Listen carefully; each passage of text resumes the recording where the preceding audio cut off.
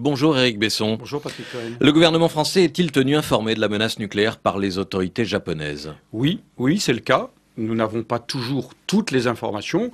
À la décharge des Japonais, il faut dire qu'ils gèrent dans des conditions très très difficiles une crise majeure et même des crises majeures, puisqu'ils ont eu aussi des raffineries en feu, ils ont eu les conséquences du séisme, du tsunami, etc. Mais oui, ils tiennent informés, à tout le moins, l'agence internationale, l'AIEA, où donc nous avons des informations. Vous avez des informations en temps réel, donc vous savez ce matin si oui ou non la situation est sous contrôle, si l'exploitant japonais des centrales dispose ou non des moyens de refroidir les réacteurs endommagés. La situation est préoccupante, et d'ailleurs les Japonais ne le contestent pas eux-mêmes. Ils disent très clairement, voilà, nous avons procédé à des dégazages, et d'ailleurs il y a eu finalement des dégazages relativement importants, donc avec des risques de contamination malheureusement pour les personnes à proximité des sites, et nous avons procédé, disent-ils, à ces dégazages pour faire chuter la pression et pour protéger ce qui est le cœur du cœur de l'affaire, c'est-à-dire l'enceinte de béton qui recouvre le réacteur. Et tant qu'elle tient, cette enceinte de béton, on est dans un accident nucléaire grave, puisqu'il y a eu des fuites radioactives, mais on n'est pas dans une catastrophe. La catastrophe, ça serait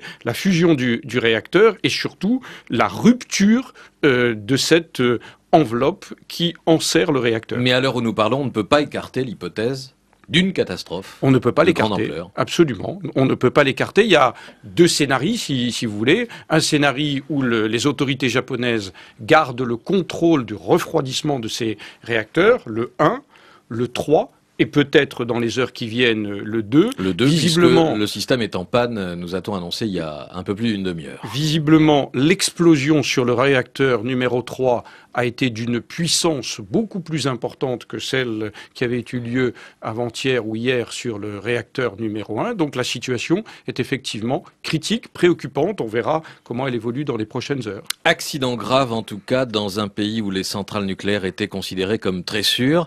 Vous êtes, Éric Besson, un ardent défenseur du nucléaire. Est-ce que cette catastrophe ne remet pas en cause aujourd'hui quelques-unes de vos certitudes ?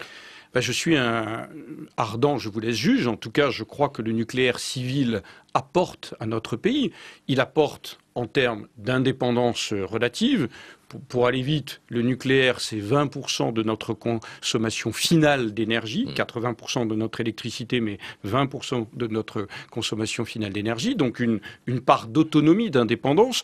Deuxièmement, c'est ce qui nous permet, pour les consommateurs comme pour les industriels, d'avoir une électricité 40% moins chère que dans la moyenne des autres pays européens. Donc à quel risque, c'est la question C'est un atout.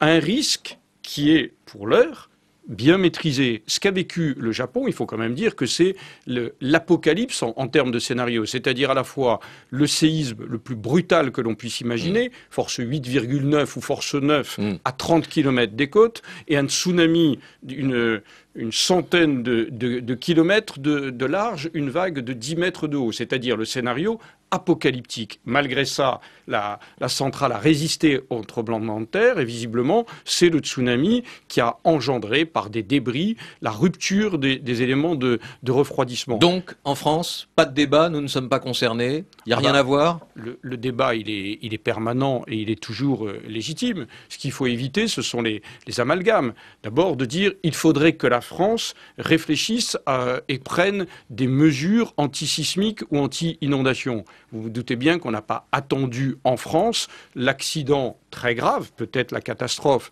si elle se produit dans les heures ou dans les jours qui viennent du Japon, pour prendre ces mesures en France. Les centrales nucléaires qui, en France, sont sur des zones sismiques à risque modéré, ont toutes fait l'objet de mesures de prévention très importante, c'est-à-dire prenant la plus haute hypothèse sismique que la France ait jamais connue. Même les plus anciennes, comme Fessenheim, 30 ans d'âge, construites sur une faille sismique. Même les plus anciennes, et peut-être surtout Fessenheim, justement, ont fait l'objet d'une précaution, c'est-à-dire que vous prenez l'hypothèse la plus haute et vous ajoutez une précaution supplémentaire. Et ça a été la même chose pour les risques d'inondation par fleuve, type Rhône, auprès duquel je vis, puisque je suis maire d'une commune proche de la centrale de Tricastin et la centrale de Cruas au nord de Montélimar. Vous prenez l'hypothèse la plus haute, là aussi en termes d'inondation, fleuve ou maritime, et l'autorité de sûreté nucléaire, qui est en France particulièrement exigeante, a inciter, à demander, à exiger même de l'opérateur EDF des précautions supplémentaires en matière de lutte contre les inondations et de prévention. Donc, vous voyez, avez-vous entendu toutes les précautions nécessaires. Après d'autres, l'appel de Nicolas Hulot sur France Inter, c'était tout à l'heure dans le journal de 8 heures. On ne peut pas remettre le sort de l'humanité dans une vulgaire et tragique roulette russe, dit Nicolas Hulot, qui réclame un débat et au-delà, un référendum. Que lui répondez-vous? D'abord, je pense que c'est grave de parler de roulette russe. On ne joue pas.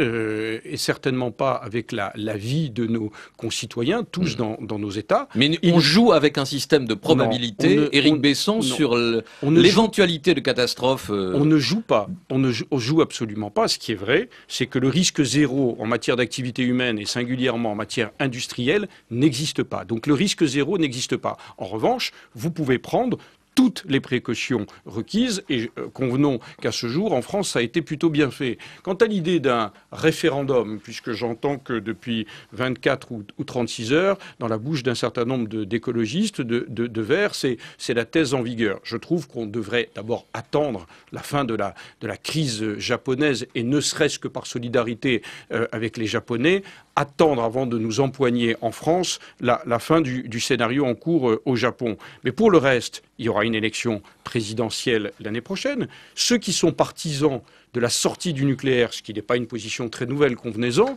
auront largement l'occasion de défendre leur thèse l'année prochaine. On reviendra évidemment sur cette situation au Japon et sur ce débat en France dans Interactive à 9h-20 avec les appels des auditeurs d'Inter.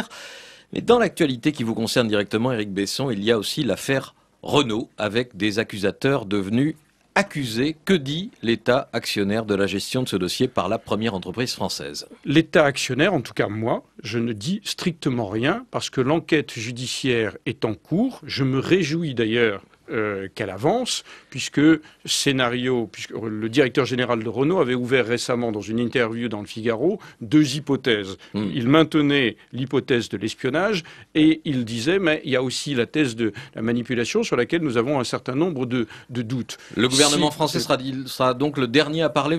On attend une communication du parquet dans les heures qui viennent sur le parquet, c'est normal. Le numéro 2 de la sécurité du groupe est en prison, il a été mis en examen. Le parquet est dans son rôle puisqu'une enquête judiciaire est en cours, c'est normal que le parquet communique. En revanche, le gouvernement, tant que l'enquête judiciaire est en cours, n'a pas à commenter une instruction en cours. Ce que je vous demande de commenter, c'est plutôt le management de Renault et la façon dont Renault peut-être qu'il a géré cette faut histoire. Là aussi attendre, si je puis dire, la fin de l'histoire, connaître tout le dénouement, avant éventuellement d'en débattre et d'en tirer toutes les conclusions qui s'imposent. La réputation écornée de Renault, ça ne vous émeut pas, Éric Besson? Bien sûr que ça m'émeut. En tant que ministre de l'Industrie, je note que, comme vous, que Renault est l'un des fleurons industriels, que nous avons avec Renault et Peugeot 2 industriels majeurs pour notre compétitivité, pour nos emplois, pour notre innovation.